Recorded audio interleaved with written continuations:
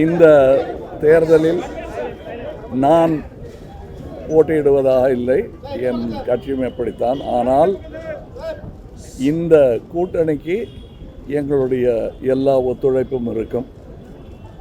இது பதவிக்கான விஷயமே அல்ல, நாட்டுக்கான விஷயம் என்பதனால் நான் எங்கு கை குலுக்க வேண்டுமோ அங்கு கை குலுக்கி இருக்கிறேன்.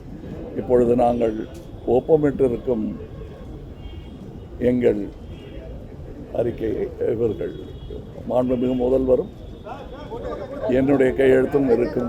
இந்த அறிக்கை நாடாளுமன்ற தேர்தல் 2024 திராவிட முன்னேற்ற கழக தலைவர் திரு மு.க. ஸ்டாலின் அவர்களும் மக்கள் நீதி மய்யம் கட்சியின் தலைவர் திரு கமல்ஹாசன் அவர்களும் இன்று 9/3/2024 கலந்து பேசியதில் 2024ஆம் ஆண்டு நடைபெற உள்ள நாடாளுமன்ற பொது தேர்தலில் தமிழ்நாடு மற்றும் புதுச்சேரி உள்ளிட்ட நாடாளுமன்ற தொகுதிகளிலும் மக்கள் நீதி மய்யம் கட்சியின் சார்பில் தேர்தல் பிரச்சார பணிகளை மேற்கொள்வதெனவும் வருகிற 2025ஆம் ஆண்டு நடைபெற உள்ள மாநிலங்களவை அதாவது ராஜ்யசபா தேர்தலில் மக்கள் நீதி மய்யத்திற்கு ஒரு இடம் ஒதுக்கீடு செய்வதெனவும் முடிவு செய்யப்பட்டுள்ளது.